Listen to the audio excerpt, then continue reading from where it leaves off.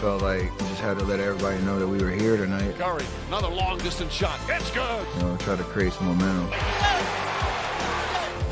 That shot was ridiculous. Oh, Steph Curry from way downtown. Curry, three-pointer.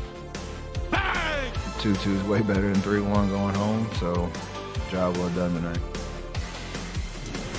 Can you guys believe that was 3 years ago today? Crazy. Time flies. We are live from the site of Game 3 of these NBA Finals here at Gainbridge Fieldhouse. But since we're talking about Golden State, let's take a look at today's electric moment brought to you by Hyundai here, Shanae. It's the Valkyries and the Sparks. We're going to pick this one up late. 33 seconds left. Golden State down 2. Plum on the floor. Kayla Thornton missed the layup. Valkyries still control, though. And then we're tied all up at 78 here. Sis, so 5 seconds left. Last chance for the Sparks. Tough defense. I mean, look, I underestimated this Valkyrie squad. They are fighting. They are hooping. Well, we're going to head to overtime. Kelsey Plum maybe a little frustrated with the officiating there. Under a minute left. Valkyries up 3. Then Thornton gets it. Left wing. Dropping 18 pieces. That'll seal the deal. She finished with 18, yes, in this one. Golden State goes on to win. Kelsey Plum, though, what are your thoughts on this officiating? Oh, goodness. Buckle up. I'm going to get fined for saying this, but I drive more than anyone in the league. So to shoot 6 free throws is absurd. And I got scratches on my face, I got scratches on my body. And these guards on the other team get these ticky-tack fouls, and I'm sick of it. I mean, there's multiple shots at the end of the game, either into the third, into the fourth, where they're just coming and swinging, and they just don't call anything. I don't understand how that's 6 free throws.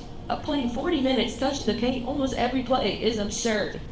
It's absurd. And so I'm saying, like, I'll get fined for that, and that's fine, but I mean, and I needed to make more shots, like, late game, but I mean, they're fouling the out of me every single play. So I'm very frustrated with that, and I'm sick of it. I'm sick of it. I don't know what I need to do. I talk to the refs nice. I pray before the game. Like, I'm over it. So she may have a point when you look at the numbers, Shanae. Yeah, she drives the most in the WNBA, but honestly, that's why I love Plum Dog, because she wears her emotions on her sleeve, and she's absolutely honest. She definitely does take a lot. She's now the #1 option, so defenses circle around you differently. But overall, sis, I know the W is where the money resides, because she got the fine. She can pay that fine. Yeah, she said, I know I'm going to get fined for this, probably, but we still appreciate the honesty. But we do love it. Let's get to Caitlin Clark, since we're in Indy. She's been out with a quad strain since playing the Liberty. That was back on May the 24th. Now, head coach Stephanie White announced that Clark is out for tonight's game in Atlanta, but a return is hopefully coming soon. So let's bring in our reporter, Alexa Philippou, who's covering the Fever for us here. Alexa, do we have any idea when we could see Caitlin back on the floor?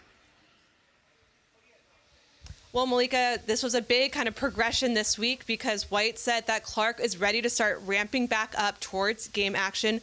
We did see yesterday that she participated in some, but not all of practice. That was a big step forward for her. And it's really about them picking and choosing the spots where they want her to start to get incorporated into what they're doing on the practice floor to see how she's progressing.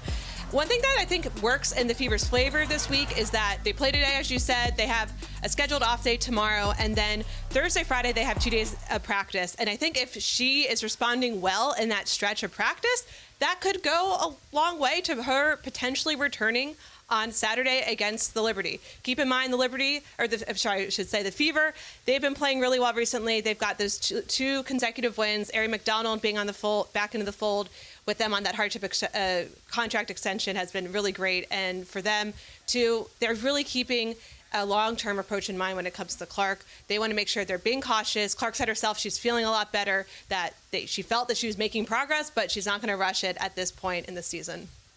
Okay, Alexa, thank you so very much for that update. So maybe we could see her on Saturday against the Liberty. But does Perk always say you kind of want to, what does he say, cupcake? A cupcake. Yeah, a soft landing here. Yeah. The Liberty are not that. We do have the Sky and the Liberty tonight on ESPN and ESPN Deportes. That's at 8 Eastern.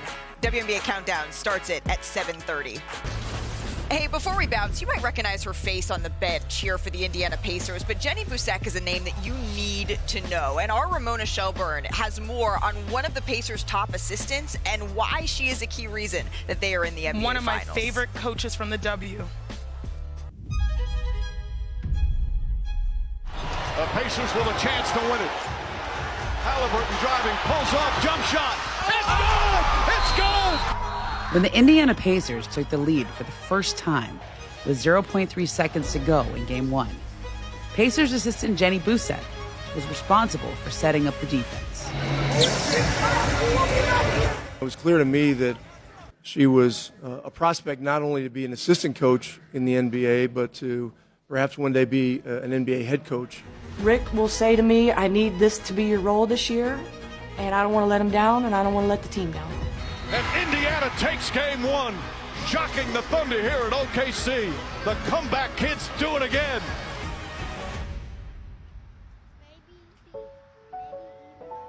But that is just one of her important responsibilities. For Coach Busek, That's pretty fast. motherhood comes first. Her now 6-year-old daughter, Riley, is with her every step of the way.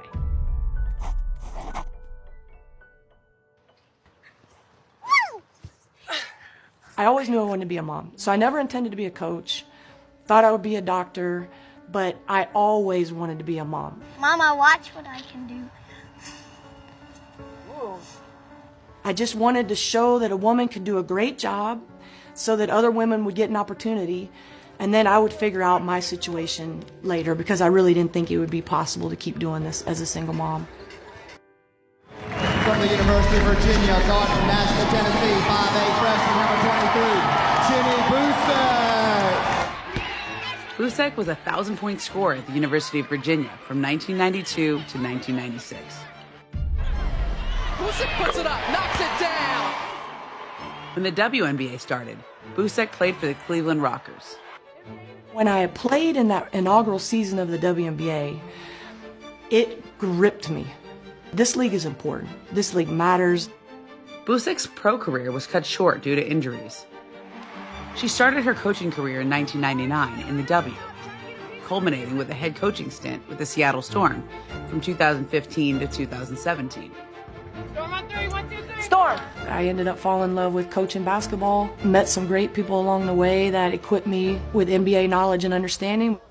As a member of the Kings coaching staff in 2017, the then 43-year-old Busek took her first step in becoming a mom with the help of in vitro fertilization. Hadn't met my life soulmate yet, so I met with a fertility specialist in Seattle, and I weighed all the costs, because at that time insurance wasn't covering this. If it cost me every penny in my career, every relationship, it was worth it for me. And I had to try 5 times. I get pregnant, which was my lifelong dream, and these 2 dreams seemed mutually exclusive. In July 2018, 12 days after being hired by the Mavericks, Coach Busek gave birth to Riley. I wanted to show that a woman could prayerfully do a great job. And I didn't want the coaches to treat me different, or the players to not want to hurt me, or